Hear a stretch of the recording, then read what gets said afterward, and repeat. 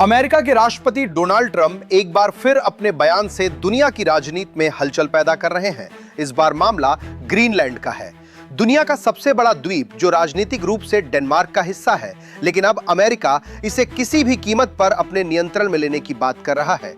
Trump ने साफ शब्दों में कहा है कि अगर अमेरिका ने ग्रीनलैंड पर नियंत्रण नहीं किया तो रूस या चीन वहां अपनी पकड़ मजबूत कर सकते हैं और अमेरिका किसी भी हाल में रूस या चीन को अपना पड़ोसी नहीं बनने देगा।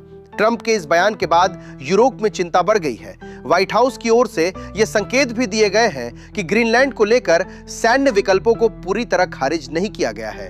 यही बात यूरोपीय देशों के लिए सबसे बड़ी चिंता बन गई है, क्योंकि ग्रीनलैंड का मुद्दा सीधे नाटो और यूरोप की सामूहिक सुरक्षा से जुड़ा हुआ है।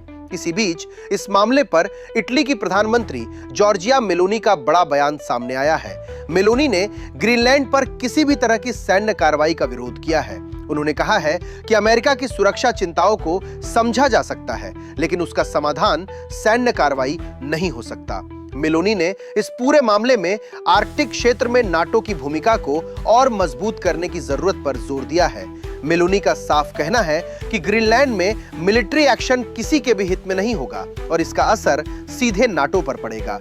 उन्होंने यह भी स्पष्ट किया कि इटली किसी भी सैन्य कार्रवाई का समर्थन नहीं करेगा। उनका मानना है कि सुरक्षा से जुड़े मुद्दों को सहयोग और कूटनीति के जरिए सुलझाया जाना चाहिए।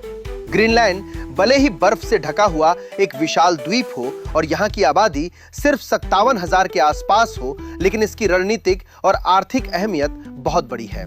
भौगोलिक रूप से ये उत्तरी अमेरिका के बेहद करीब है, लेकिन राजनीतिक रूप से ये डेनमार्क का हिस्सा है और इसकी संप्रभुता को अंतर्राष्ट्रीय मान्यता प्राप्त है। ग्रीनलैंड सिर्फ बर्फ का इलाका नहीं है, यहाँ दुर्लभ खनिजों का बड़ा भंडार मौजूद है, जिनका इस्तेमाल मोबाइल फोन, इलेक्ट्रिक वाहनों और आधुनिक हथियारों में किया जाता है।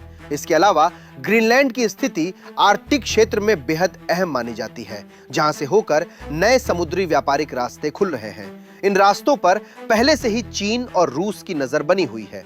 यही वजह है कि अमेरिका ग्रीनलैंड को अपने सुरक्षा कवच का अहम हिस्सा बनाना चाहता है। लेकिन सवाल यह है कि क्या इसके लिए सैन्य ताकत का इस्तेमाल किया जाएगा? इस सवाल पर मेलोनी ने भरोसा जताया है कि अमेरिका ग्रीनलैंड पर कब्जे के लिए सैन्य कार्रवाई नहीं करेगा और इटली ऐसे किसी कदम के साथ खड़ा नहीं होगा। सिर्फ इटली ही नहीं, बल्कि ब्रिटेन, फ्रांस, जर्मनी, पोलैंड और स्पेन भी डेनमार्क के साथ ग्रीनलैंड की संप्रभुता के समर्थन में खड़े हैं।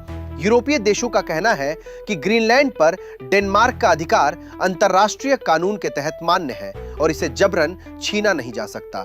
डेनमार्क पहले ही साफ कर चुका है कि ग्रीनलैंड बिकाऊ नहीं है।